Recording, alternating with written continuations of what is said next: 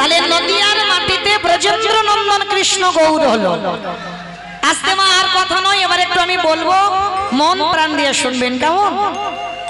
তাহলে যে ভগবান সত্যতে নারায়ণ হলো, রাজ সিংহাসনে বসলো, যে ভগবান ত্রেতাতে রাম হয়ে 14 বছর বনবাস থেকে ফিরে অযোধ্যার রাজা হলো, যে ভগবান কৃষ্ণ অবতারে বৃন্দাবনের রাজা, মথুরার রাজা, দ্বারকার রাজা হলো, আর সেই ভগবান কলিযুগের মাটিতে কাঙাল হলো কেন?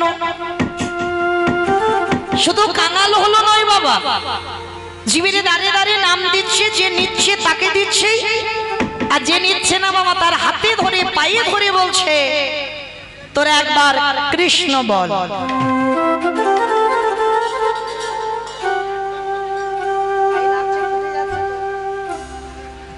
রাধে।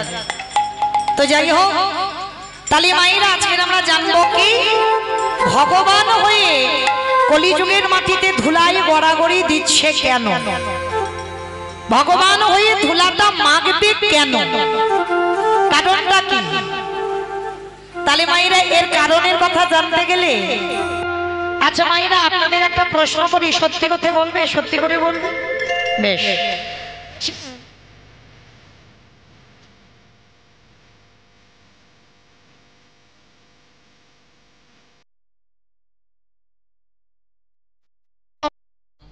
মানে এত ঝগড়া দ্বন্দ্ব চলছে, মানে থানা পুলিশ হয়ে গেছে।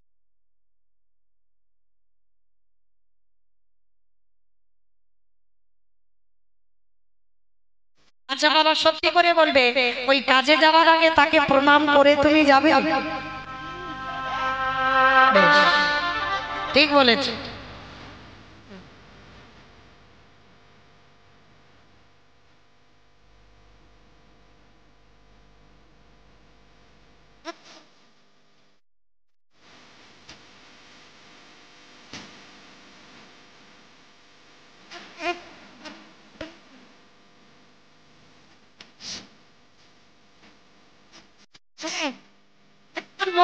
আমাদের কাজে ব্যাঘাত ঘটে, কিন্তু না, এই জায়গাটায় একটু মন দিয়ে শুনবেন, আজকে থেকে একটু পরিবর্তন হয়ে যাবে। কেমন জানো? শত্রু হলেও বাবা শত্রুকে বড় জায়গা দিতে হবে, আর যার স্বভাব এমন হবে বাবা সে অনায়াসে যুধিষ্ঠির মহারাজের মতো সশরীরে যাবে স্বর্গবাস। ভক্তের কোনোদিন রাগ অভিমান, কে শত্রু কে মিত্র এগুলো থাকতে নাই। এইটা সবার আগে লক্ষ্য করতে হবে। কারণ মায়েরা এই আমরা জানি না বলি আমরা বলি যে শত্রু তার মুখ দেখে গেলে যাত্রা শুভ হয়, কিন্তু আমি বলে যাই শত্রু হলেও যদি তোমার গুরুজন হয়, বয়সে বড় হয়, সকালবেলা যদি একটা কাজে বার হচ্ছ, যদি সামনে পড়ে যায় তার পদধূলা নিয়ে তুমি শুভ কাজে যাও। আর যদি যেতে পারো তুমি সব কাজে জয় জয়কার হবেই হবে। যদি বলো এটা মৌমিতা বলছে, না আমার কথা নয়, মিলিয়ে নেন বাবা, শাস্ত্রে তো প্রমাণ দিয়ে গেছে। মহাভারতে প্রমাণ দেয়নি? মহাভারতে প্রমাণ দিল কে? ভগবান কৃষ্ণ যুধিষ্ঠির দ্বারা। যেদিন বাবা মহাভারতে কুরুক্ষেত্রের মাঠে যুদ্ধ হবে, ঠিক যুদ্ধের প্রারম্ভে মানে আগের দিন ভগবান কৃষ্ণচন্দ্র যুধিষ্ঠির মহারাজকে ডেকেছিল, যুধিষ্ঠির দাদা, অযুধিষ্ঠির দাদা, আর বিলম্ব নয়, তাড়াতাড়ি একটু তৈরি হয়ে নাও, সকাল হলে আমাদের যেতে হবে ওই ধর্মক্ষেত্রে, কুরুক্ষেত্রে।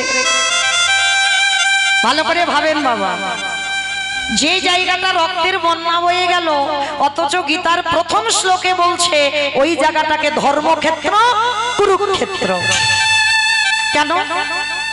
ধরুন বাবা, এই যেখানে হরিনামটা হচ্ছে, এই মাঠে যদি কত মা সন্তান হারায়, কত মা যদি তার পতি হারায়, কত পিতা যদি তার সন্তান হারায়, আমরা যদি আত্মীয় পরিজন বন্ধু বান্ধব হারাই, এই জায়গাটাই যদি রক্তের বন্যা বয়ে যায়, তাহলে বাবা আমরা কি কেউ বলবো এই জায়গাটাকে ধর্মক্ষেত্র? এই মাঠের একটা নতুন করে নাম দেওয়া হবে শ্মশান। কেন? এই মাটিতে কত রক্ত বন্যা বয়েছে। তাহলে কুরুক্ষেত্রের মাঠে যেখানে বাবা রক্তের স্রোত বয়ে গেল, নদী বয়ে গেল, তবু কিন্তু কুরুক্ষেত্রের মাঠটাকে বলছে ধর্মক্ষেত্র। কেন? কারণ আছে বাবা, কথিত আছে যারা যারা কুরুক্ষেত্রের মাঠে প্রাণ হারিয়েছে, যারা যারা একটা গাছপালা পশু পাখি কীট পতঙ্গ মানব দানব খেচর খেচরি যে কেউ যারা যারা ওই মাঠে যুদ্ধে প্রাণ হারিয়েছে, কাউকে আর নরকে কষ্ট পেতে হয়নি, সবাইকে যেতে হয়েছিল স্বর্গধাম।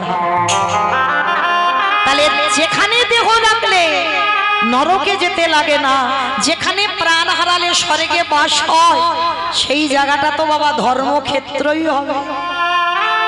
আজও আছে দেখবেন যারা গেছেন কুরুক্ষেত্রের মাঠ, যারা উত্তর ভারত বেড়াতে যান অনেকে নিয়ে গেছেন অবশ্যই, আজও আছে মা ভগবানের চরণ চিহ্ন, যেখানে দাঁড়িয়ে যে কথাগুলো বলেছিল বাবা সেই কথাগুলোই তো গীতা। অর্জুনকে শিক্ষা দিতে গিয়ে গীতা সৃষ্টি হয়ে গেল, হরি বল। আজও আছে সেই জায়গায়, কেন সমাজকে শেখাতে চেয়েছে এখনো যারা যাবে এখনো যেন বুঝতে পারে যে আজ থেকে সেদিন যেদিন কুরুক্ষেত্রের মাঠে যুদ্ধ হয়েছিল কিছু কিছু প্রমাণ আজও আছে। পিতামহ ভীষ্ম সরসজ্জায় যেখানে ছিল আজও আছে বাবা।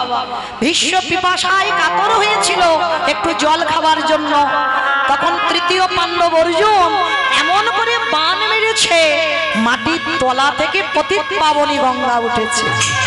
এখনো সেই বাবা কূপটা তৈরি করা আছে যেখানে গঙ্গা মাটি থেকে উঠেছে, এখনো গেলে দেখতে পাবে।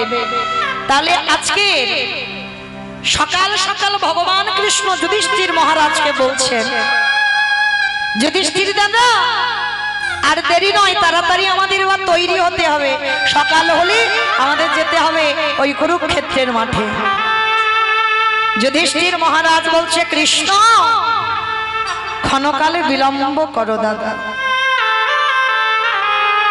কিছুক্ষণ বিলম্ব করো, আমাকে যেতে হবে একটুখানির জন্য আমার বড় মার কাছে।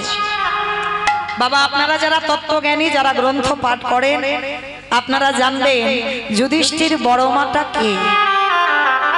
গান্ধারী, 100 ছেলের মা। আমাদের মতো একটা দুটো ছেলের মা নয়, 100 ছেলের মা। আজকে সেই গান্ধারীর কাছে যাবে যুধিষ্ঠির যুদ্ধের আগে। তা যেই না কৃষ্ণর কাছ থেকে অনুমতি নিচ্ছে, কৃষ্ণ দয়াময় বলছে, আচ্ছা যুধিষ্ঠির দাদা তুমি কিসের জন্য বড় মার কাছে যেতে চাও? বলে বড় মার কাছে যেতে চাই একটাই কারণ আমি তো যুদ্ধে যাব, আমি যদি কালকে সকালবেলা না ফিরি, তাই আমার ইচ্ছা কৃষ্ণ আমি একবার আমার বড় মার পদধূলাটা নিতে চাই। অসম্ভব, অসম্ভব, যে বড় মা জীবনে তোমার ভালো চাইনি, যে বড় মা সারা জীবন ঠাকুরের কাছে মানত করেছে কবে যুধিষ্ঠির মৃত্যু হবে, আর তুমি কিনা যুদ্ধে যাবার আগে সেই বড় মাকে প্রণাম করতে চাও। যুধিষ্ঠির করজোর করে বলল, কৃষ্ণ আমি জানি, আমি জানি কৃষ্ণ আমার বড় মা ভালো নয়, আমার বড় মা ঠাকুরের কাছে মানত করে কবে যুধিষ্ঠির মৃত্যু হবে, কবে পঞ্চ পাণ্ডব নিধন হবে, আমি সব জানি। তা কৃষ্ণ বলছো জানো তো তাহলে যাচ্ছ কেন সেই মেয়েকে প্রণাম করতে? কৃষ্ণ ভুলে যাচ্ছ তুমি, সে তো আমার বড় মা, আমার মায়ের থেকেও বড়। আর এই জগতে যে মায়ের থেকে বড় হয়, আমি যদি তাকে প্রণাম না করি কৃষ্ণ, আমি তো কোনোদিন ওই কুরুক্ষেত্রের মাঠ থেকে জয়ী হয়ে ফিরতে পারবো না। কৃষ্ণ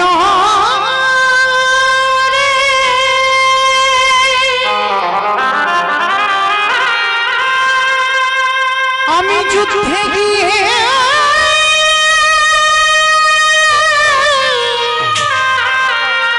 ফিরি না আসি, কৃষ্ণ তবে আমার বড় মার চরণে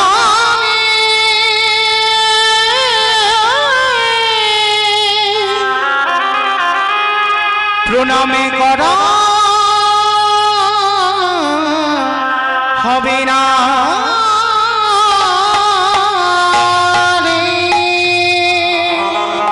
ভগবান অনুমতি দিল, বেশ তুমি যাও, তবে দেরি করবে না, কেমন প্রণাম করেই তুমি চলে আসবে। বাবা যুদ্ধের আগের দিন যুধিষ্ঠির প্রণাম করতে যাচ্ছে সব থেকে বড় শত্রুকে, যে সাত ঠাকুরের কাছে মাথা ঠকে কবে যুধিষ্ঠির মরবে, তাকেই প্রণাম করতে যাচ্ছে যুদ্ধে যাওয়ার আগে। পারবো বাবা আপনারা আমরা কেউ? যুধিষ্ঠির সমাজকে শেখাচ্ছে শত্রুকে বড় জায়গা দাও, সে যদি গুরুজন হয়। তার 100 ছেলের মা গান্ধারী তখন কোথায় গো? জানালা দরজা বন্ধ করে বসে বসে কৃষ্ণের প্রতিচ্ছবিটা বুকে এঁকে কাঁদছে। কৃষ্ণ, আমার 100টা ছেলে দিলি বাবা, 99টাকে তো খারাপ করতে পারতিস না বাবা, আমার একটা ছেলেকে একটু ভালো করে দিতে পারতিস না? আমার একটা ছেলেকে অন্তত ধার্মিক করে দিতে, আমার 99টা খারাপ হোক, একটা তো ভালো হতো, কেন করলি না কৃষ্ণ? বসে বসে কাঁদছে। কারণ কেন কাঁদছে জানো মা? এই জগতের সন্তানের মঙ্গল আর অমঙ্গল প্রথমে কে বুঝতে পারে বাবা? মা। এই মা ডাকটা না খুব ছোট ডাক, খুব ছোট। সব অক্ষর দেখো দুটো করে আছে, কিন্তু মা ডাকটা একটা ডাক। কিন্তু ভগবান এই মা নামে এমন সুধার রস দিয়েছে না বাবা, মা নামে সুধা ছড়ে, মা নামে সুধা ছড়ে। মা বড় সুধার সমান, ডাকিলে জোড়াই আইসা পড়া। মা ডাকার সঙ্গে সঙ্গে দেখবে হৃদয়টা দুলে ওঠে, যদি প্রকৃত মাতৃত্ব থাকে। কারণ বাবা জন্ম দিলে তো এখন আর সন্তানের মা সবাই হচ্ছে না। কি মা হচ্ছে? যদি মা হতো কত সন্তান ফেলে রেখে মায়েরা চলে যেতে পারত, কত মা চলে যায়। হৃদয়ে যদি প্রকৃত মাতৃত্ব থাকে, পারবে না বাবা। যত কষ্ট জীবনে, যত দুঃখ জ্বালা যন্ত্রণা হোক না কেন, ওই সন্তানের মুখটা চেয়ে তাকেই আঁকড়ে পড়ে থাকে। আজকের গান্ধারী মা বসে বসে কাঁদছে, কৃষ্ণের কাছে জানাচ্ছে মনের কথা। আর সেই সময় দরজায় এসে যুধিষ্ঠির ডাকছে, বড় মা, বড় মা। যেই না বড় মা বলেছে, গান্ধারী মা আমার চমকে উঠেছে। একই যুধিষ্ঠির গলা, তাড়াতাড়ি করে চোখের জলটা মুছে দরজায় গেছে। দরজায় গিয়ে দেখে না যুধিষ্ঠির সব থেকে শত্রু দাঁড়িয়ে আছে। গান্ধারী যুধিষ্ঠির কাছে গিয়ে বলছে, কি চাস? কেন এখানে এসেছিস? ও দেখতে এসেছিস আমার 100 ছেলে কাল যুদ্ধে যাবি, আমি কত আনন্দে আছি। না বড় মা,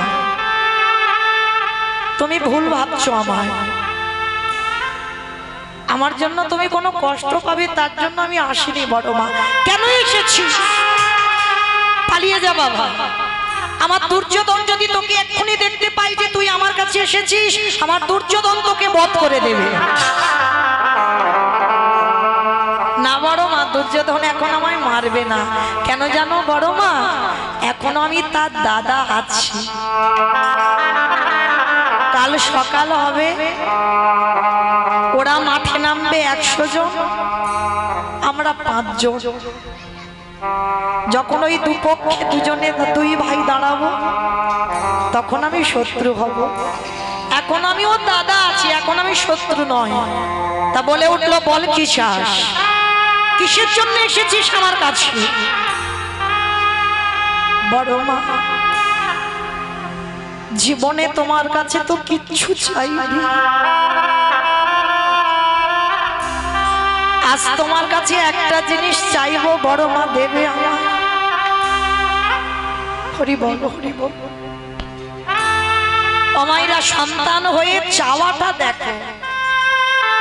বড় মা গান্ধারী বলে উঠল, মাফ করবেন, আজকে রামনবমী আর আমরা নগর ভ্রমণে বেরিয়েছিলাম, দোকানও বন্ধ হয়ে গেছে, দুপুরে গিয়ে ফিরে এসেছি, মালা পাইনি এখন। হরি বল হরি বল হরি বল।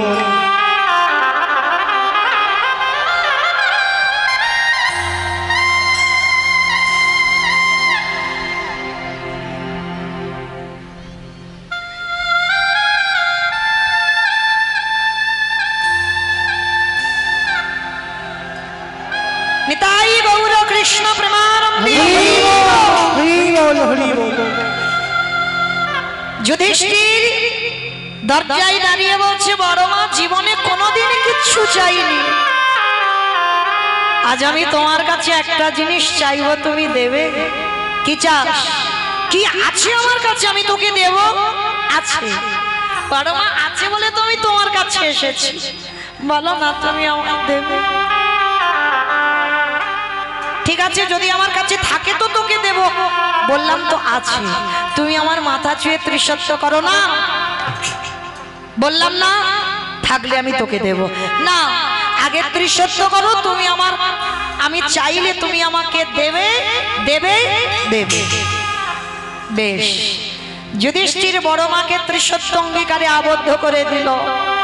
এইবার যুধিষ্ঠির বড় মার চরণ তলে বসে বলল, ওগো বড় মা, তুমি আগে মা,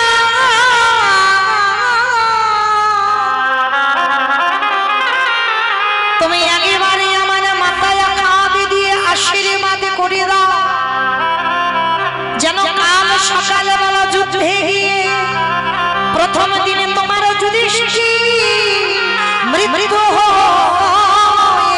হয়ে যায়।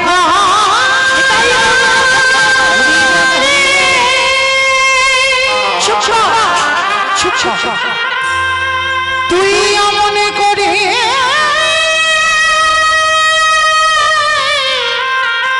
বলিস না,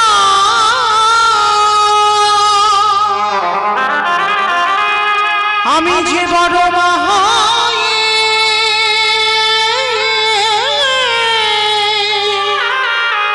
সহিতে পারেব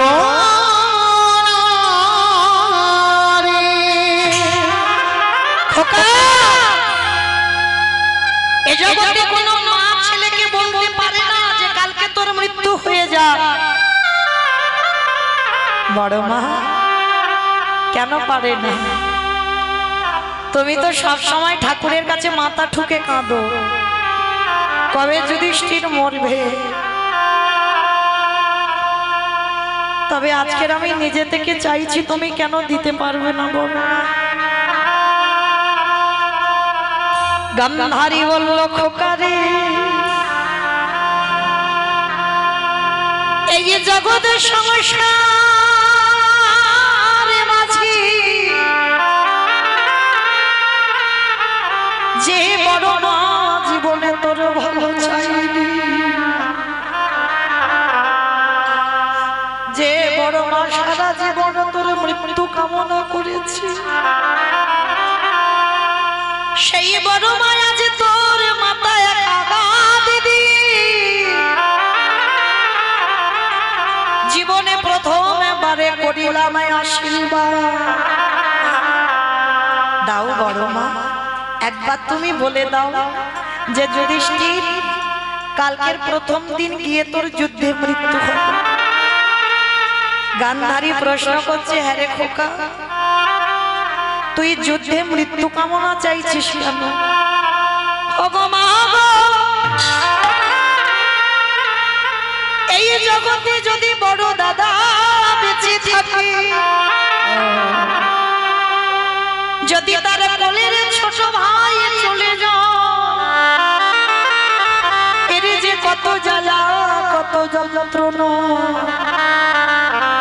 এই জগতে যদি কোনো দাদা ভাই হারিয়ে থাকে তারাই জানে। তবে বাবা এখন তার সে ভাই দেখা যায় না, ভাই ভাই লাঠালাঠি হয়, খুনোখুনি হয়, ভাই ভাই পাঁচিল তুলে দেয়, ভাই ভাইয়ের মুখ দেখে না, এক ভাই মরে গেলে আর এক ভাই কোনো যায় আসে না। কিন্তু বাবা এরা তো রাবণ বিভীষণের মতো ভাই ভাই নয়। এই জগতের ভাই ভাই এরা তো রাম লক্ষ্মণ ভরত শত্রুঘ্নের মতো ভাই ভাই নয়। কি গো, ভরতের জন্য রাজ সিংহাসন ছেড়ে দিয়ে রাম 14 বছর বনে গেল। ভরত কি একটা দিন বাবা সিংহাসনে বসেছিল? রামের কাছে গিয়ে রামের কাছ থেকে তার খড়গ যুগল এনেছে। দাদা গো, যে জায়গাটা তোমার জায়গা, সেই জায়গাতে আমি ছোট হয়ে আমি বড়র জায়গায় বসে কেমন করে? আরে জগতে প্রত্যেকটা ভাইকে জানতে হবে বাবা, বড় দাদা পিতার পরেই দাদার জায়গা। যাদের বাবা নেই, বাবা হারিয়েছো, বড় দাদাকে বাবার জায়গায় বসাতে হয়। কিন্তু বাবা আমরা তো এগুলো আর কেউ মানি না। বড় দাদা ছোট ভাইকে হাজার মারতে পারে, হাজার বকতে পারে, কিন্তু ছোট হয়ে তোমার অধিকার নেই বাবা তুমি বড়র গায়ে হাত তোলো। কিন্তু এখনকার সমাজে কি হবে মা, বড় দাদা যদি একটা চড় বসিয়ে দেয় ভাইয়ের গালে, উল্টে ছোট ভাই বড় দাদার গালে আর একটা চড় বসিয়ে। কিন্তু জানে না গো, বড় হয়ে মারতে পারে কিন্তু ছোট ভাই হয়ে পিতার সম দাদার গায়ে হাত তুলতে পারো। আর যদি কেউ তোলে তাকে রৌরব নরক যন্ত্রণা পেতে হবে। তাহলে আজকে লক্ষ্য করে দেখে, এই জগতের সংসারে যখনই আমার গান্ধারী প্রশ্ন করলো, যুধিষ্ঠির তুই মৃত্যু চাইছিস কেন? বড় মা আমি চাই না, আমি কোনোদিন এই রক্তের খেলা খেলতে চাইনি। কারণ আমি বড় দাদা বেঁচে থাকলে যদি কোলের ভাই চলে যায়, এর যে কত জ্বালা, এর যে কত কষ্ট তুমি বুঝবে না বড় মা। ওই জন্য বলছি তুমি একবার আমার মাথায় হাত দিয়ে বলো যে যেন আমার কালকের মৃত্যু হয়ে যায়। দেখো মায়েরা, যে গান্ধারী জীবনে ছেলেটার ভালো চাইনি, আজকে সেই ছেলেটাকে আশীর্বাদ দিচ্ছে কি করে দেখো। ওরে খোকা রে, জীবনে যে বড় মা তোর কোনোদিন আশীর্বাদ করলো না, সেই বড় মা জীবনে প্রথম বাড়ি আশীর্বাদ দিল। এই যে তুই চলে যাচ্ছিস কাল সকালে কুরুক্ষেত্রের মা, আমি বড় মা হয়ে তোরে করিলাম আশীর্বাদ। কি আশীর্বাদ দিয়েছিল গান্ধারী? খোকা ওরে যথা ধর্ম, ওরে তথা জয় রে, ওরে অধর্মের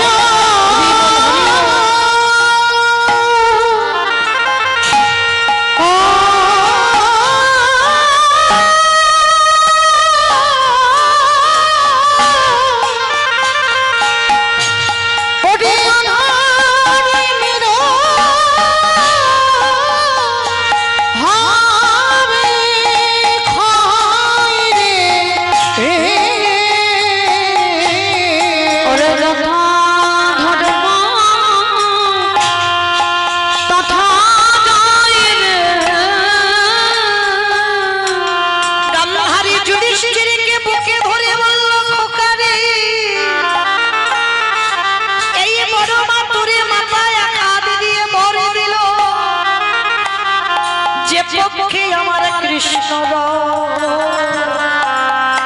ওরে সে পক্ষের কি অপমিত হয় রে, ওরে যে পক্ষে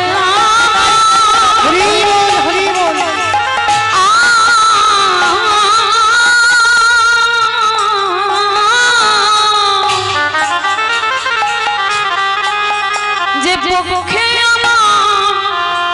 কৃষ্ণ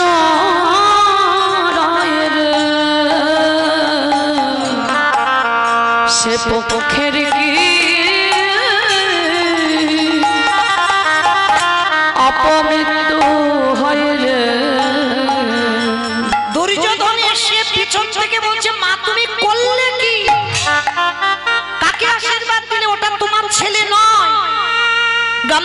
বলল খোকারে আমি ভালো করে জানি ওটা আমার ছেলে নয়, ও হলো আমার শত্রুর ছেলে। কিন্তু খোকায় আমি নিজে চোখে দেখলাম ওদের সঙ্গে আমার কৃষ্ণ বর্তমান রয়েছে। তাই দুর্যোধন আমি তোর মা হয়ে বললাম এই রক্তের খেলা তুই বন্ধ করে দে। কেন? ওই খেলায় কোনোদিন তুই জয়ী হতে পারবি না, কারণ আমি নিজে চোখে দেখতে পাচ্ছি ওই পঞ্চ পাণ্ডব জয়ী হয়ে ঘরে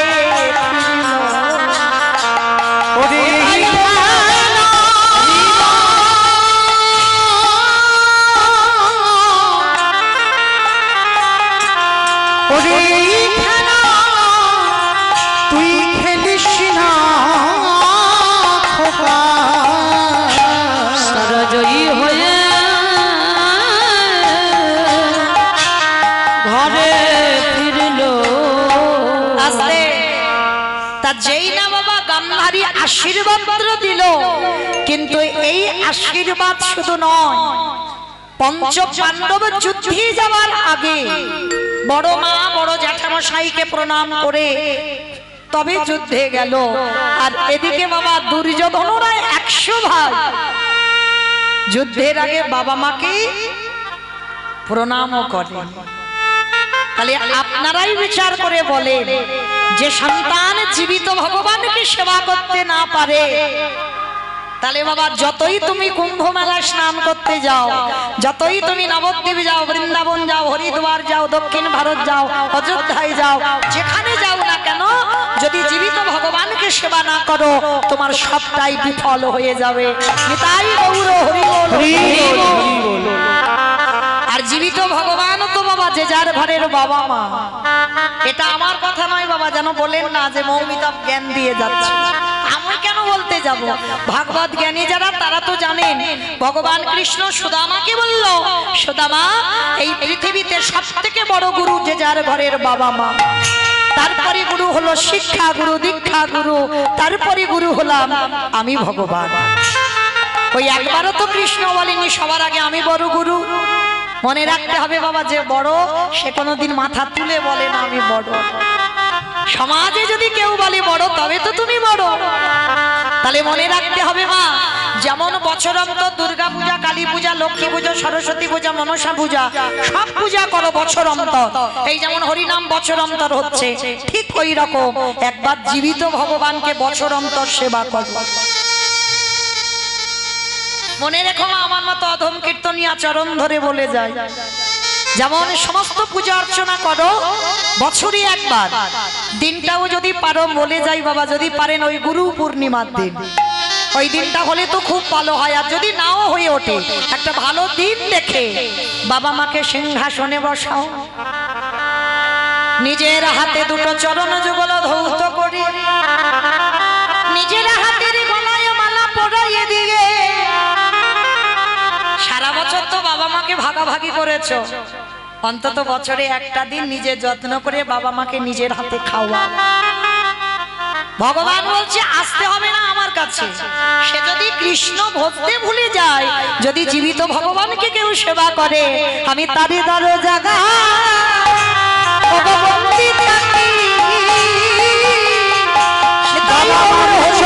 সেবা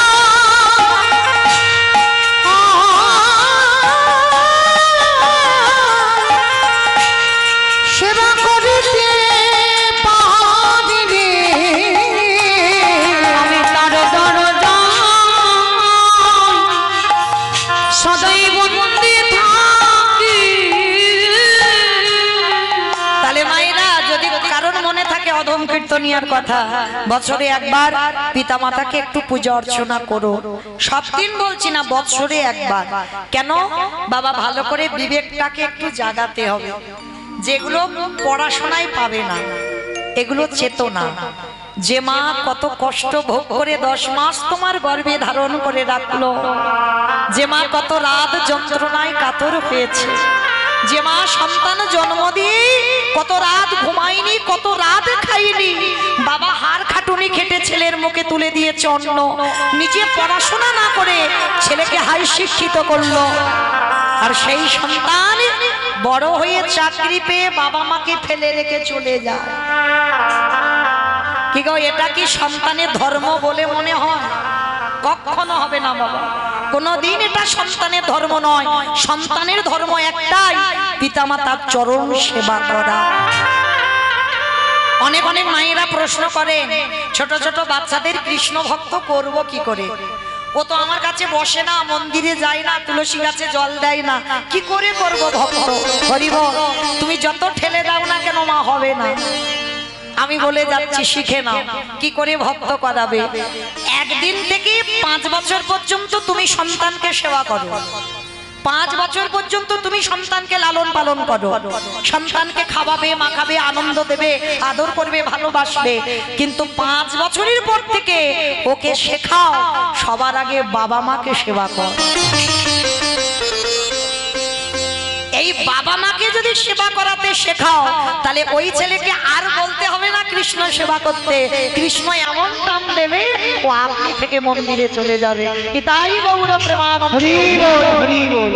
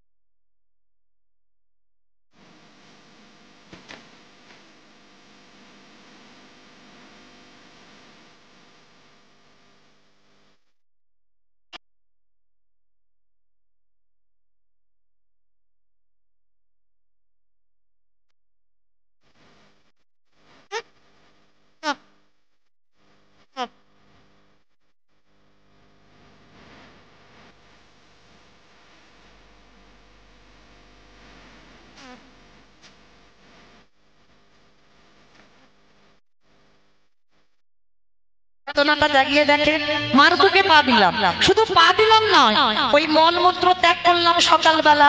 প্রতিদিনের আমাদের নিত্য কাজ এই মাটির উপরে, রাত্রিতে ঘুমাতে যাওয়া পর্যন্ত কত ট্রেন, ট্রাম, যানবাহন সব এই ধরিত্রী রঙ্গ দিয়ে যায়। তাহলে আমাদের কি মনুষ্য জীবনে কর্তব্য নয়? আমাদের মানুষ হয়ে কি আমাদের চেতনা জাগে না যে একবার সকালবেলা মাকে প্রণাম করি, মাকে বলি মা এই যে তোমার বুকে পা দিব, আর সেই রাত পর্যন্ত তুমি সন্তান মনে করে আমায় ক্ষমা করে দিও। এইগুলো বলতে হবে, কোনো মন্ত্রের তন্ত্রের দরকার না। কি বাবা, যদি মুখ্য সূক্ষ্ম মানুষ হয়, যদি মন্ত্র মুখস্থ না হয় তো তখন কি হবে? কোনো মন্ত্রের দরকার নেই, সোজা ভাষায় ভগবানকে জানিয়ে দাও ভগবান এক জায়গায় দুর্বল, তোমার সরলতার কাছে। যদি হৃদয়ে সরল হয়, যদি হৃদয়টা সোজা পথে চলে, আর যদি জিলিপির মতো ঘোর প্যাচে চলে বাবা, ভগবত কৃপা হবে না। সোজা পথে চলতে হবে, তখনই তাড়াতাড়ি ভগবত কৃপা হবে। আর মনে রাখতে হবে মা, এই ভগবত কৃপাটা এমনি এমনি হয় না, সংসার সুখের হয় পুরুষের গুণে। দেখেছো কিরম ভুল ভাল বলছে? আমার রমণীর গুণ হবে, তাই তো? এটা খনার বচন বাবা, সংসার সুখের হয় রমণীর গুণে। আচ্ছা মা, তোমরা এই যে বড়াই করে বললে রমণীর গুণে, তাহলে রমণীর গুণটা কই? রমণীর গুণটা তো দেখাতে হবে, তাই না বাবা? একটা নারী পারে তার পরিবারটাকে কৃষ্ণ ভক্তের পরিবার করতে। যদি বলো কিরকম, অমাইরা একটা কথা বলি, মন দিয়ে শুনবে কিন্তু, কেমন? আর এই কথাটা শুনলে অবশ্যই করে চেতনা জাগবেই বাবা, তবে মন দিয়ে শুনতে হবে।